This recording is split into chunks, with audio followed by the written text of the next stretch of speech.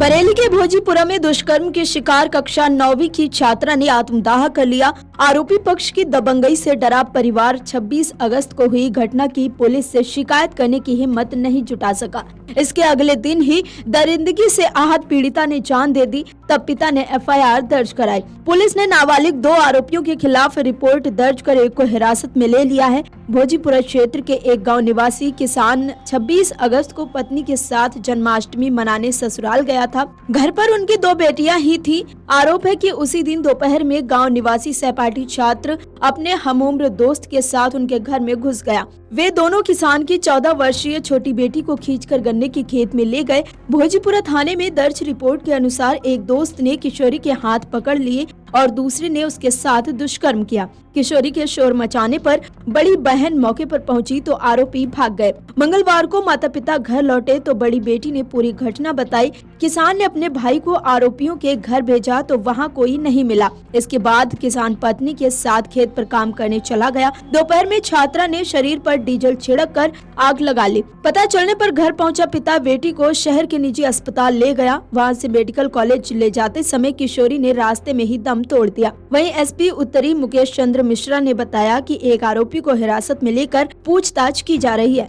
Postmortem report और विवेचना में जो साक्ष्य सामने आएंगे उनके आधार पर कार्रवाई की जाएगी। 22:28 की मध्य रात्रि में थाना भोजीपुरा पर एक व्यक्ति ने आकर लिखित सूचना दी कि दिनांक 26/8/24 को जब वो गांव से बाहर था, दिन में लगभग 12 बजे उसकी नाबालिग पुत्री के साथ पड़ोस के ही एक नाबालिग लड़के ने अपने एक अन्य नाबालिग साथी के साथ घर के पीछे गन्ने के खेत में ले जाकर गलत काम करते हुए उसकी बड़ी पुत्री ने देख लिया तथा अगले दिन जब वो घर वापस आया तो उसको भी अवगत कराया। इस संपूर्ण घटनाक्रम से क्षुब्ध होकर उसकी नाबालिग पुत्री ने स्वयं को आग लगा ली तथा अस्पताल ले जाते समय सायकाल 5 बजे उसकी मृत्यु हो गई। सबको घर पे रखकर मध्य रात्रि में ये सूचना दी गई। इस सूचना पर तत्काल स्थानीय अधिकारियों द्वारा तथा अन्य उच्चाधिकारीगणों द्वारा घटनास्थल का निरीक्षण किया गया। शव को कब्जे में लेकर पंचायतनामा पोस्टमार्टम की कार्रवाई प्रारंभ की गई है। लिखित तहरीर के आधार पर सुसंगत धाराओं में अभियोग दर्ज किया गया है। नामित 2 अभियुक्तगणों में से एक अभियुक्तगण को हिरासत में लेकर कड़ाई से पूछताछ जारी है। शीघ्र ही संपूर्ण घटना का खुलासा किया जाएगा तथा आवश्यक विधिक कार्रवाई पूर्ण की जाएगी।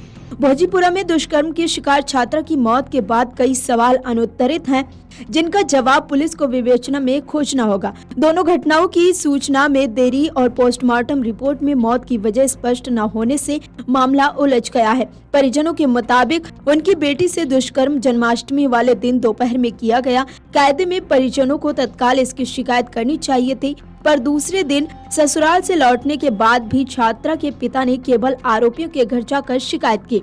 पुलिस से शिकायत किए बिना ही कार्रवाई न होने की नाराजगी से छात्रा के आत्मदाह की सूचना कई सवाल खड़े कर रही है। छात्रा ने मंगलवार दोपहर 12 बजे आत्मदाह की कोशिश की और परिजन पुलिस को सूचना दिए बिना उसे लेकर अस्पताल में घूमते रहे।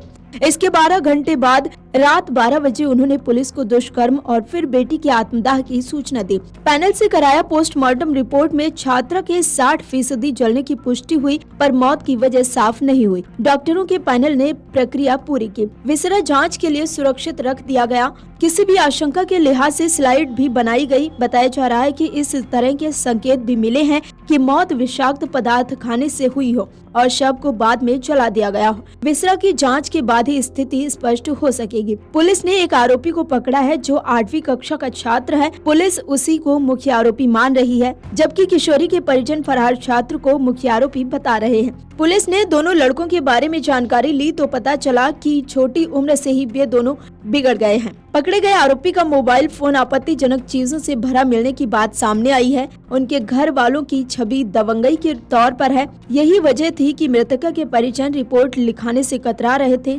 जबकि आरोपी पक्ष के एक व्यक्ति ने छात्रा के परिजनों पर ही गंभीर आरोप लगा दिए।